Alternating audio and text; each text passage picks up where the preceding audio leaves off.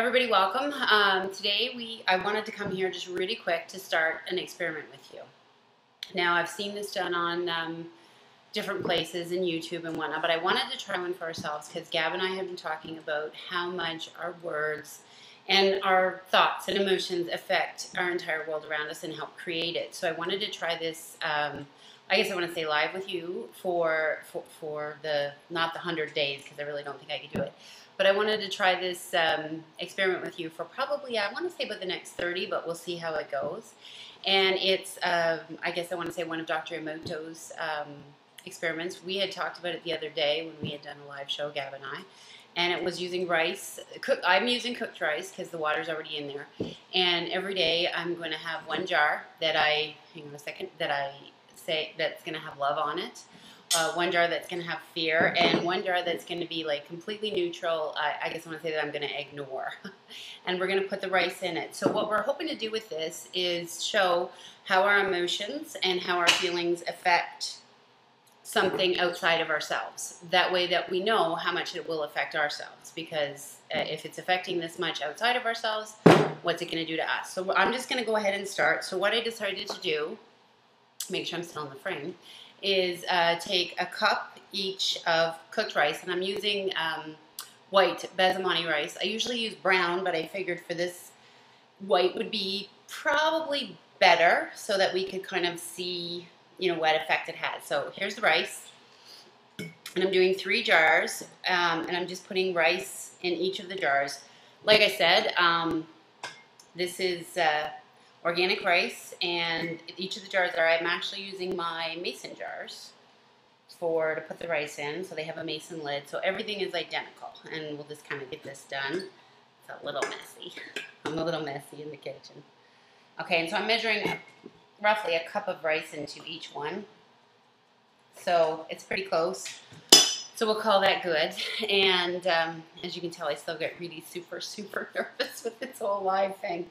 But I'm working on it. So, and each of the lids are like just your regular, what you would use for canning, which I do a lot of canning. So I'm just going to put them in. Now, I wouldn't call that like airtight or anything like that, because I haven't, obviously I haven't sealed it, you know, or canned it or processed it, but it's fairly airtight. They're all identical.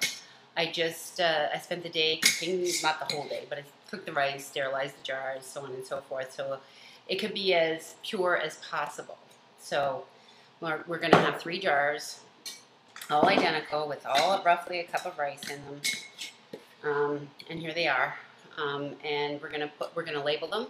And then every day, whatever I've labeled them with, that's the intention I'm going to send to the rice. And that's going to be a challenge for me, not love, because I can hold each jar, or the jar, which I'm going to tape love to.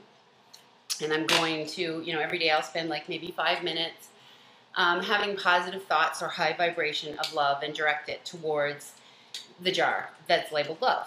And then I'll take the jar that's labeled fear, because we know everything comes out of love or fear, and I will take all my fears and all my worries or anything that would come from a fear and direct it towards the fear. And this one here, I'm going to completely ignore.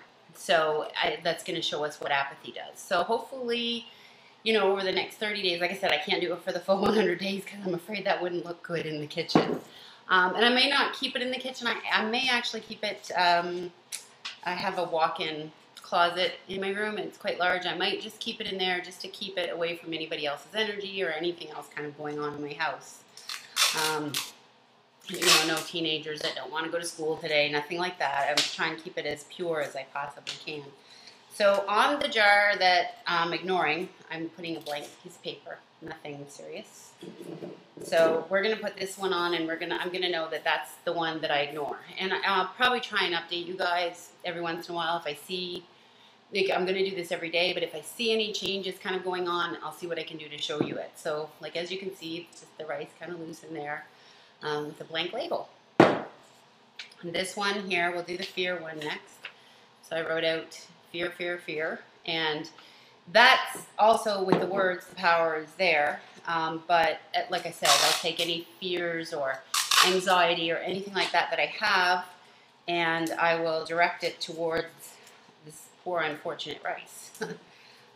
So that's my fear jar. And like I said, I'll spend 5 minutes every day or maybe 10, depending on how things go, and I'll put any fears in here. I'm really not one for kind of like saying like negative words or anything to it. I know a lot of people have done different experiments with that, but I'm just going to take the emotion, put it into the word fear, say the word fear, and kind of like that. I'm not going to say like, you know, a lot of people use profane language. I'm not going to do anything like that, but I'm going to put all my fear into this poor, unfortunate rice.